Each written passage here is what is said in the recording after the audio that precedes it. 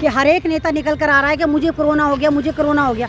परसों आप देखिए जैसे उसने करा, हमारा जो टकलू शाह है अमित शाह, उसने कहा, उसने भी इसलिए करा। अगर आप अमित शाह को उठाकर देखें, अमित शाह जो है जात से जैनी है, तो जैनी क्या करेगा अयोध्या जाकर? उसका बुलावा नहीं था, वो जा नहीं रहा था, तो उसने अपनी पोजीशन सेव करने के लिए खुद ही ट्वीट कर दिया कि मैं कोरोना पॉजिटिव हूँ।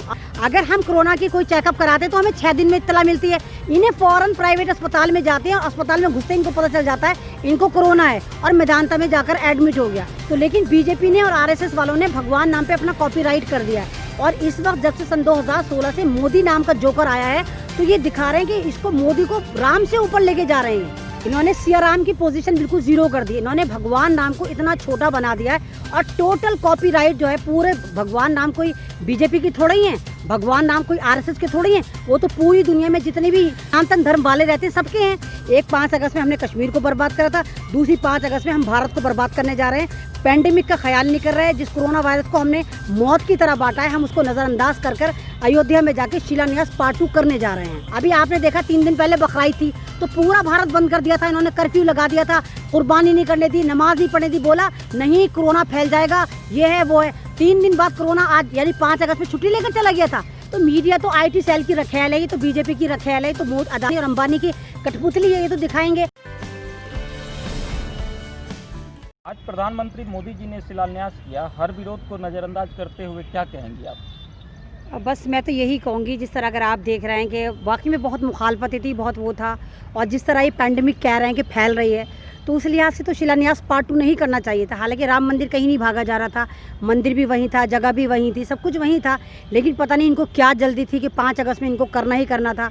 और जबकि ग्रंथ के लिहाज से ये जो डेट थी जो था बिल्कुल मुहूर्त नहीं था। सारे चिल्लम चिल्ली मचा रहे थे, जितने भी धर्म गुरु थे सब कह रहे थे कि गलत है। और दूसरा ये कि हिंदू ग्रंथों में कि कोई भी जो कुंवारा आदमी होता है, जो तलाक याफ्ता होता है, वो शिलान्यास नहीं करता। तो मोदी जी ने तो अपनी बीवी को छोड़ रखा है, तो ये तो अपनी बीवी यशोदा बहन को लेके भी नहीं गए। तो ये सारा एक ड्रामा था जो मोदी सरकार ने करा या आरएसएस ने करा। ये पूरा एक सीन क्रिएट करा गया है, पता नहीं क्या बनाकर पेश करना चाह रहे थे कि हम करना है। और 5 अगस्त को इन्होंने इसीलिए चुना था, जैसे आप जानते हैं 5 अगस्त को ही पिछले साल दफ़ा 370 कश्मीर से हटा के कश्मीर को बर्बाद करा था। तो इन्होंने एक तीर से 2 शिकार करे कि 5 अगस्त इन्होंने अशुभ मुहूर्त को चुना, क्योंकि 5 अगस्त को इनको कैश कराना था कि देखो हमारी दूसरी उपलब्धि है।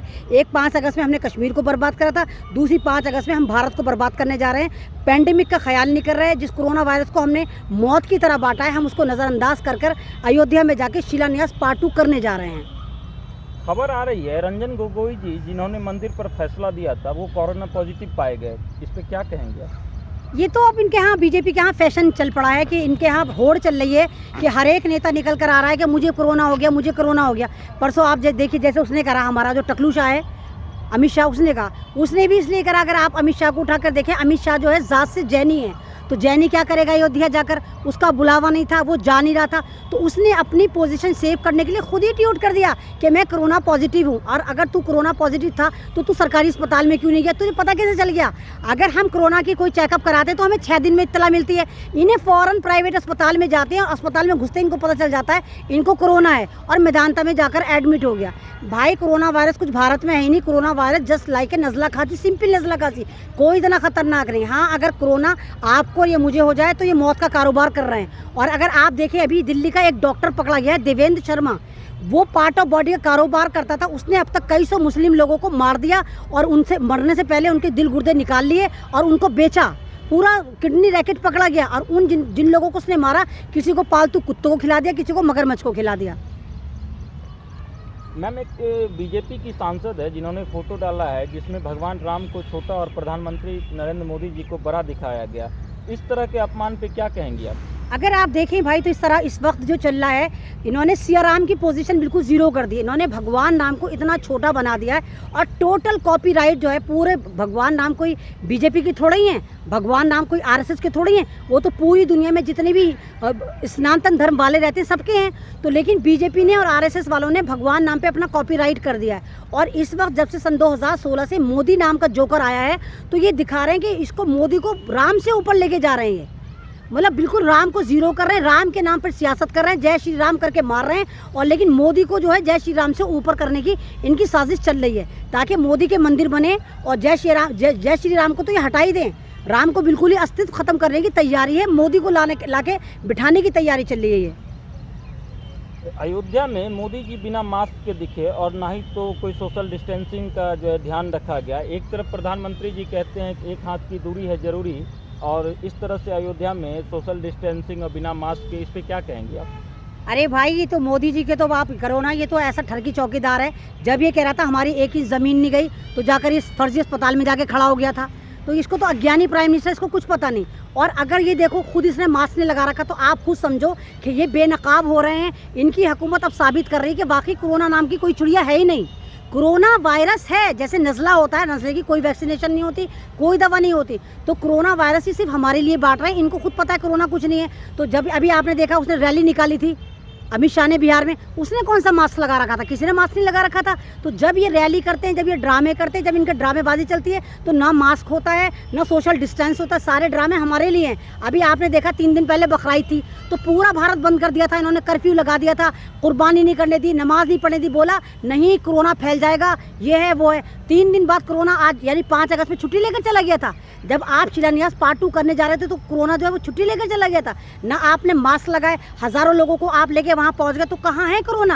आप ही की हुकूमत झूठी साबित हो रही है कि कोरोना नहीं है, भारत में कोरोना नहीं है। और पूरी दुनिया चिल्लम चिल्ली कर रही है, सारे साइंटिस्ट चिल्ला रहे हैं कि कोरोना नहीं है, बंद करो ड्रामेबाजी। और सबसे बड़ा आतंकवादी कह रहे हैं बिल गेट्स को कि तू सबसे बड़ा आतंकवादी है। अभी आप देखो 3 दिन पहले जर्मनी के 13 लाख यहूदी ईसाई सड़कों पर निकले थे कि कोरोना नहीं है, हमें बर्बाद करना बंद करे ट्रंप, और इसको हमें बर्बाद करना बंद करे ट्रंप और ये बिल गेट्स, और इनको पकड़ के जेल में डालो। मीडिया भी कहीं ना कहीं भगवान राम का अपमान करती दिख रही है और मोदी जी को सबसे बड़ा दिखा रही है। क्यों इतना नीचे गिर रही है देश की मीडिया, क्या कहेंगी आप? तो मीडिया तो आईटी सेल की रखेल है, ये तो बीजेपी की रखेल है, तो अदानी और अंबानी की कठपुतली है, ये तो दिखाएंगे। आप जिस तरह देखो, अभी जिस तरह इन्होंने भगवान राम को इन्होंने बेइज्जत कर रखा है, भगवान राम को बिल्कुल इन्होंने टेररिस्ट बना के पेश कर रखा है सन 2016 से। भगवान राम जो न जातवादी थे, वो सबके भगवान थे। अब ये क्या करते, जिसको मारना होता जय श्री राम का नारा लगाते हैं, मार देते हैं। यानी आतंकवाद का नारा इन्होंने जय श्री राम का लगा दिया, और मोदी को इस तरह प्रमोट कर रहे हैं मानो मोदी जो है वो श्री राम से भी ऊपर चला गया है, जो कि नहीं है। आप अभी देखो इसी मीडिया को देखो, 5 राफेल लेके इन्होंने इतनी चिल्लम चिल्ली कर रखी है। तो यानी जब हमारे भारत में 5 राफेल नहीं आई थी, तो हमारा भारत क्या गुलाम था? जबकि सन 2016 से पहले, 14 से पहले हमारा भारत सब पाकिस्तान से भी अच्छे ताल्लुकात थे, बांग्लादेश से भी थे, चाइना से भी थे, रशिया से भी थे, भूटान से भी थे, अफगानिस्तान से भी थे, सबसे थे। और लेकिन जब से यह आरएसएस की बीजेपी की हुकूमत आई है, सब हमारे दुश्मन हो गए। तो ये 5 राफेल लेके आपने देखा नहीं कि कैसी चिल्लम चिल्ली कर रहे हैं? वो अलग बात है। ये 5 राफेल जो कबाड़ उठा कर लाए, 25 साल पुराना राफेल जहाज खरीद के लाए हैं, और कितनी धोखेबाजी करी ये आपको भी पता है। कहीं ना कहीं कांग्रेस के राज में 500 करोड़ के लमसम की राफेल था, अभी 1650 करोड़ का राफेल लिया गया। क्या कहेंगी आप, क्या है ये, आखिर माजरा क्या है? भाई कांग्रेस की सब डीलिंग चल रही थी, तो कांग्रेस ने डीलिंग करी थी 42,000 करोड़ में 136 राफेल विमान। 42,000 करोड़ और विमान कितने? 136 विमान। और कांग्रेस ने, इसने बीजेपी ने कितनी करी? इन्होंने करी 60,000 करोड़ में मात्र 36 विमान। तो कितनी बेईमानी करी, कितने घोटाले करे, अंबानी अदानी को बना दिया। कुछ दिन बाद देखिए आप, भारत का नाम भी चेंज होके अंबानी अदानी स्थान हो जाएगा, अंबानी अदानिस्तान हो जाएगा, भारत खत्म हो जाएगा। क्योंकि पूरा भारत अंबानी और अदानी की गोद में जाकर बिठा दिया है मोदी जी ने। सिर्फ भारत रह गया। कहते हैं ना, भारत नहीं बिकने दूंगा, देश नहीं बिकने दूंगा। सिर्फ भारत का नाम नहीं बिकने देंगे, अंदर कुछ नहीं छोड़ा इन्होंने। अंदर भारत में ना एजुकेशन बची, कुछ नहीं बचा, सिर्फ खाली भारत नाम रह गया, नक्शा रह गया, अंदर कुछ नहीं, खाली डिब्बा कर दिया इसने बीजेपी ने। सब अंबानी अदानी को लुटवा दिया, रेलवे, पेट्रोलियम, एजुकेशन। अब तो सुना है कि मैंने एजुकेशन भी देने जा रहे हैं, सारे सरकारी स्कूल जितने हैं सब खत्म होने जा रहे हैं। इस बीच में कहीं बड़ी खबर आ रही है डॉक्टर कफील जी पे कि 17 अगस्त को उनको तारीख मिली है। क्या लगता है, इस बार न्याय मिलेगा या फिर तारीख पे तारीख ही मिलेगी? अरे डॉक्टर कफील को कोई न्याय नहीं मिलेगा, क्योंकि यहाँ तो आप देखिए भारत का इतिहास ये, जो भी कॉन्स्टिट्यूशन की बात करता है, जो भी संविधान की बात करता है, जो भी इंसानियत की बात करता है, उसको इस ठोकतंत्र राज में ठोक दिया जाता है, चाहे वो डॉक्टर कफील हो। अभी आप देखिए डॉक्टर कफील का दूसरा शिकार पकड़ा गया, पार्ट 2 हुआ। डॉक्टर अयूब को पकड़ लिया, पीस पार्टी के प्रेसिडेंट थे।